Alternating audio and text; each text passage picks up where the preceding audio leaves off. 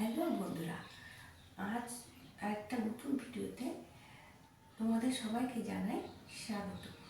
তা আজকে চিন্তা করে দিলাম তোমাদের সাথে কি শেয়ার করা যায় বা কি করা যায়, তাই চিন্তা করে দেখলাম যে একটা পনিরের রেসিপি করে তোমাদের দেখায়। তা কীভাবে করছি সেটা তোমরা দেখো। তা সবাই এখন তো ব্যস্ত, তাই অত কঠিনভাবে দেখাবো না, খুব সহজভাবে তোমাদেরকে পনিরের রেসিপিটা করে দেখাচ্ছি।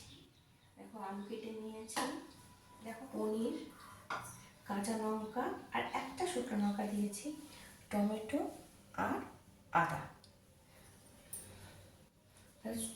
রান্নাটা শুরু করি।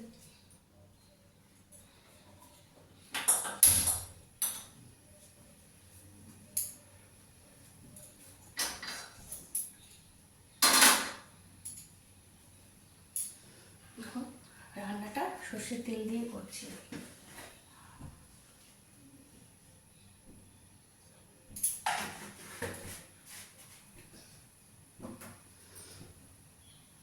প্রথমে পনিরগুলোকে ভেজে নেব।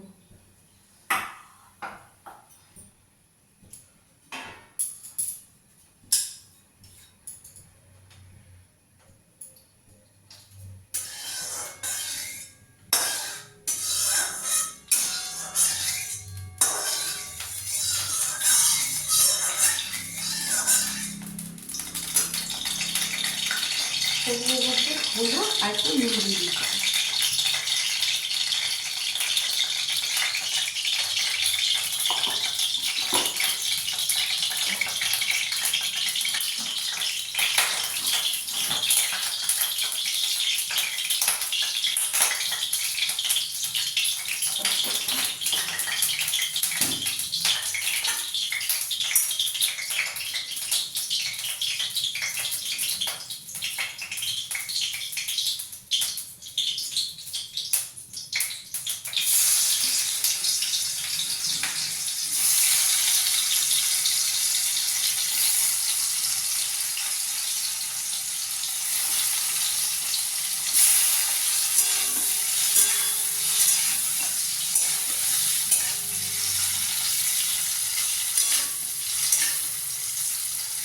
প্রথমে পনিরটা হালকাভাবে একটু ভেজে নেব।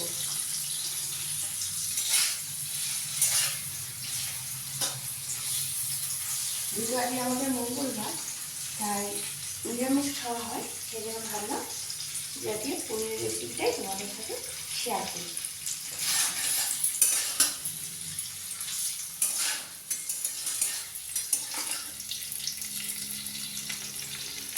এবার আমি পনিরগুলোকে তুলে নিচ্ছি, পনির ভাজা হয়ে গেছে।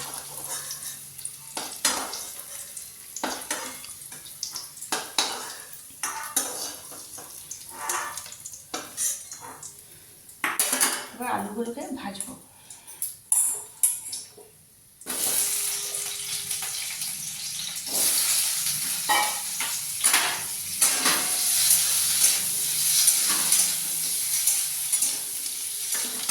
হলুদ আর নুন দিয়ে দেবো। হলুদ অল্প করে হলুদ দিলাম,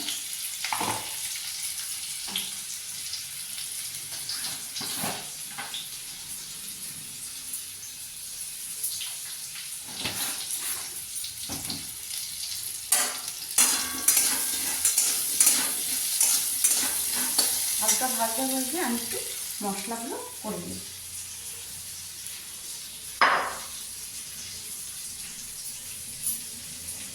দেখো কী কী মশলা করছি: আদা, দুটো কাঁচা লঙ্কা, শুকনো লঙ্কা আর একটু টমেটো। ব্যাস।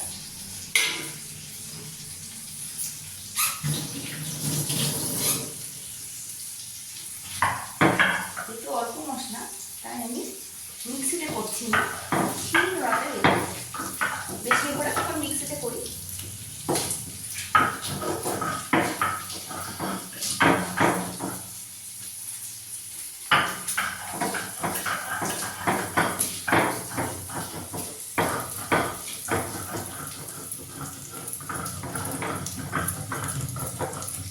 দেখো আমার মশলা বাটা হয়ে গেছে।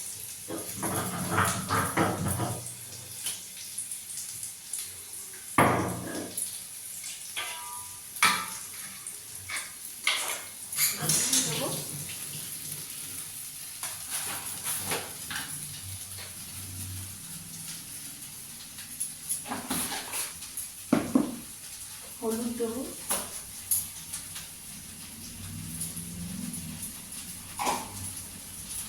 জিরে গুঁড়ো দিচ্ছি,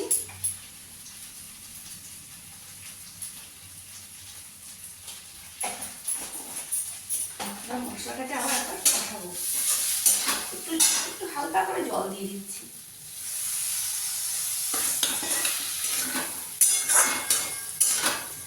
বন্ধুরা, একটা ভুল করে ফেলেছি, সেটা হলো যখন আমি মশলাটা বাটলাম সেইটা কড়াইতে দেওয়ার সময় একটু স্কিপ হয়ে গেছে।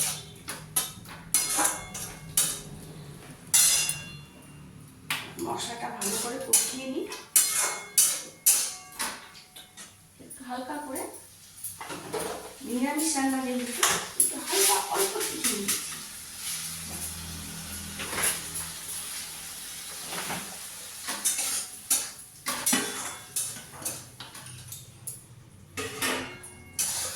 দেখো আলুগুলো সেদ্ধ হয়ে গেছে, দেখো এবার আমি পনিরগুলো দিয়ে দিচ্ছি।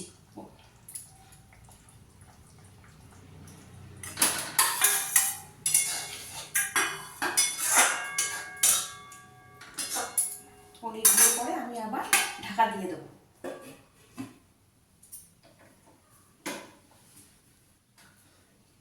ফুটে গেলে আমি নামিয়ে নেব।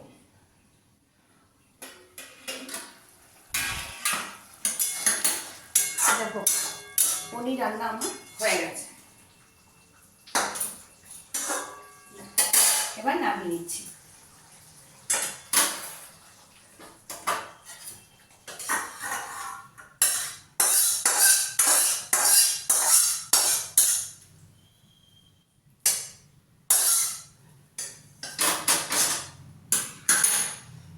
দেখো কেমন হয়েছে বলবে।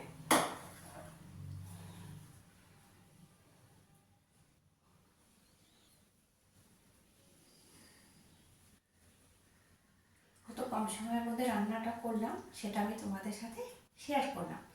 কেমন হয়েছে তোমরা সেটা অবশ্যই আমাকে কমেন্টে জানাবে।